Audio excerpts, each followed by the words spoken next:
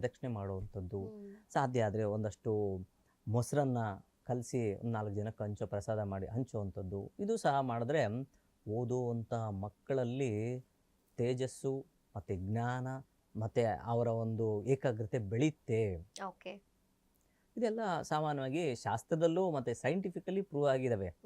ಯಾವ ಒಂದು ಮೊಸರವನ್ನು ನಾನು 4 ಜನಕ್ಕೆ ಹಂಚ್ತೀನಿ ಅಂತ ಹೇಳ್ತೀವೋ, ಆ ಮೊಸರನ್ನದಲ್ಲಿರುವಂತಹ ರಾಸಾಯನಿಕ ತೃಪ್ತೋನ ಅನ್ನೋ ಆ ಒಂದು ರಾಸಾಯನಿಕ ಪದಾರ್ಥ ಇರ್ತದಲ್ಲ, ಅದು ನಮ್ಮ ಹೊಟ್ಟೆ ಒಳಗಡೆ ಹೋಗಿದ ತಕ್ಷಣ ಒಂದು ಮೆದುಳಿಗೆ ಒಂದು ಒಳ್ಳೆಯ ಸಂದೇಶವನ್ನು ರವಾನೆ ಮಾಡುತ್ತೆ, ಸಂತೃಪ್ತಿಯಾಗಿದ್ದೀನಿ ಅಂತ.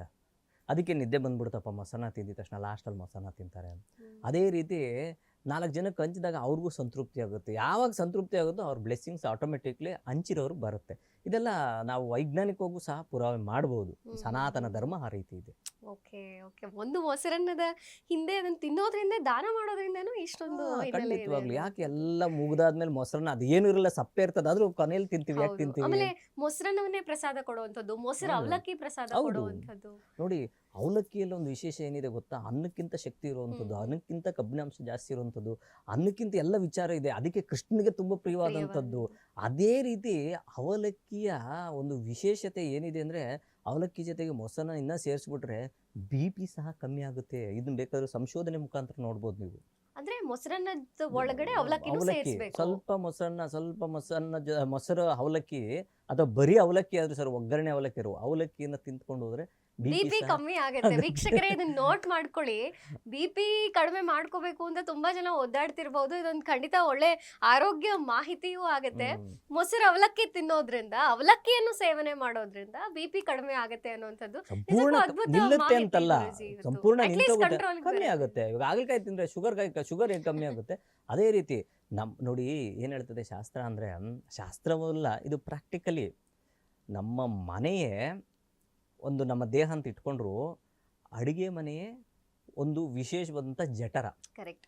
ಅಲ್ಲಿರುವಂತಹ ಪದಾರ್ಥಗಳೆಲ್ಲ ಸಹ ಔಷಧಿ ಮಾಡುವಂತಹ ತಾಯಿ ಬಂದು ಡಾಕ್ಟ್ರು, ತಿನ್ನುವಂಥ ಪದಾರ್ಥ ಬಂದು ನಾವೇನು ಸೇವನೆ ಮಾಡ್ತೀವೋ ಅದು ನಮ್ಮ ದೇಹಕ್ಕೆ ಸರಿಯಾಗುವಂಥದ್ದು. ಸರಿಯಾಗಿರುವಂತಹ ಪದಾರ್ಥಗಳನ್ನು ಸೇವೆ ಮಾಡಿದ್ರೆ ಅದೇ ಆರೋಗ್ಯ, ಅದೇ ಔಷಧಿ. ನಾವು ಅದನ್ನು ಬಿಟ್ಟು ಬೇರೆ ಮಾಡೋದು. ಅದಕ್ಕೆ ಅಲ್ಲಿ ತಾಯಿ ಆಗಲಿ, ಹೆಂಡತಿ ಆಗಲಿ, ಅಕ್ಕ ಆಗಲಿ, ತಂಗಿ ಆಗಲಿ, ಅತ್ತೆ ಆಗಲಿ, ಯಾರು ಮಾಡಿ ಹಾಕ್ತಾರಲ್ಲ ಅವರು ಮನಸಾಯಿಚೆಯಿಂದ ಖಂಡಿತ ಒಳ್ಳೆ ಪದಾರ್ಥಗಳು, ಇವ್ರಿಗೆ ಒಳ್ಳೆ ಆರೋಗ್ಯ ಸಿಗಲಿ ಅಂತ ಹೇಳ್ಬಿಟ್ಟು ಮಾಡಿದ್ರೆ, ವೇದಾದ್ರಿ ಮಹರ್ಷಿಗಳನ್ನವರು ಒಂದು ತುಂಬ ಅದ್ಭುತವಾಗಿ ಹೇಳಿದ್ದಾರೆ. ಅಚ್ಚೊತ್ತು ಅಂತ ಹೇಳ್ತಾರೆ. ಅಂದರೆ ನಾವು ಏನು ಹಾಕ್ತೀವೋ ಅದು ರಿಬೌಂಡ್ ಆಗುತ್ತಲ್ಲ, ಅದೇ ರೀತಿ ಆ ಒಂದು ಪದಾರ್ಥಗಳಲ್ಲಿ ಇದು ಚೆನ್ನಾಗಿ ಬರಬೇಕು, ಈ ಅಡುಗೆ 4 ಜನ ಇಷ್ಟಪಡಬೇಕು, ಅವ್ರ ಆರೋಗ್ಯ ಚೆನ್ನಾಗಾಗಬೇಕು ಅಂತ ಹೇಳ್ಬಿಟ್ಟು ಪ್ರತಿನಿತ್ಯ ಯಾವ ಒಂದು ಹೆಣ್ಣು ಮಗಳು ಒಂದು ಪ್ರೀತಿ, ವಿಶ್ವಾಸ ಎಲ್ಲವನ್ನು ತುಂಬಿಸಿ ಅಡುಗೆ ಮಾಡ್ತಾರೋ ಖಂಡಿತ ಆರೋಗ್ಯ ವೃದ್ಧಿ ಆಗುತ್ತೆ. ಖಂಡಿತ ಆಗುತ್ತೆ. ಎಲ್ಲದರಲ್ಲೂ, ಎಲ್ಲ ಹೀಲಿಂಗಲ್ಲೂ ಇದನ್ನೇ ಹೇಳುತ್ತೋ, ಅದು ಮಾಡಿದ್ರೆ ಸಾಕು. ಆ ಪದಾರ್ಥಗಳು ಅಷ್ಟೇ. ಅದೇ ರೀತಿ ಪದಾರ್ಥಗಳು, ಸಾಂಬಾರು ಪದಾರ್ಥಗಳಾಗಿರ್ಬೋದು, ಲವಂಗಗಳಾಗಿರ್ಬೋದು, ಚಕ್ಕೆ ಆಗಿರ್ಬೋದು, ಶುಂಠಿ ಆಗಿರ್ಬೋದು, ಇವೆಲ್ಲ ಏನು ತಮಾಷೆನಾ? ಇವೆಲ್ಲ ಆಯುರ್ವೇದನೇ, ಬೇರೆ ಏನಲ್ಲ. ಅದನ್ನು ಸರಿಯಾದ ಪ್ರಮಾಣದಲ್ಲಿ ನಮ್ಮ ದೇಹಕ್ಕೆ ಯೂಸ್ ಮಾಡಿದ್ದೇ ಖಂಡಿತ ಆರೋಗ್ಯ